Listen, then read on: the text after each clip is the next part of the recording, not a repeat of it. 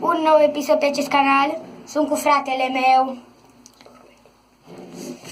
Da, acești porumbei sunt al lui. Să vi arăt un pic. Aici vedeți că avem Un ou. și mitichelul. Mitichelul.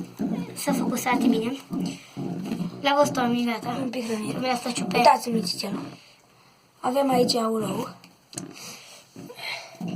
Care cred că e fertil. Da, 100%. Vedeți, micuț are doar 2 zile. Ba da, 3 zile are. Astăzi, mâine se avea 4. Porumbel este foarte frumos. Deci porumbița. E alb cu negru. Să vă arăt culorile. Este un pic agresivă.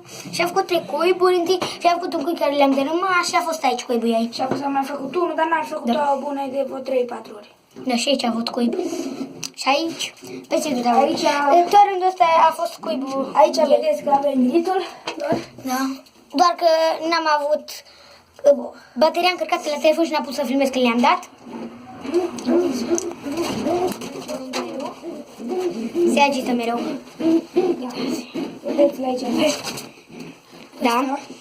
Frumos. Frumosule. Ar trebui să... Ia așa. Da. Aici, Porumbei mei au pus ouă, doar că aici avem la celălalt și aici un pui a ieșit, dar l-a omorât maica. cred că o femelă. Da, frumos. Aici avem o femelă. Vedeți aripa? Da.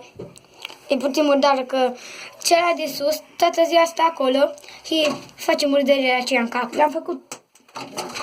Și ia căzut tinelul. Da, Ia căzut tinelul. Pe degetat. A 5 ore cade. dar stați cu tu. Trebuie să bag focus. Așa.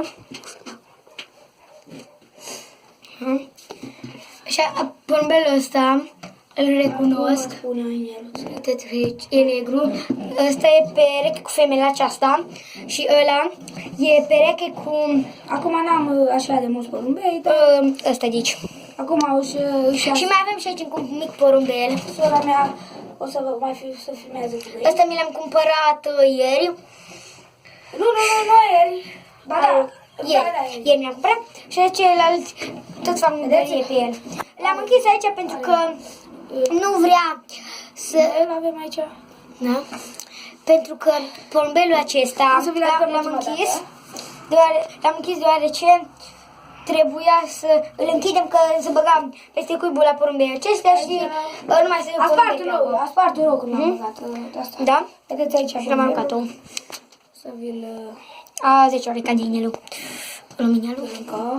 Trebuie să îl strângi tare. Așa. Vedeți că îi strâng eu mai tare.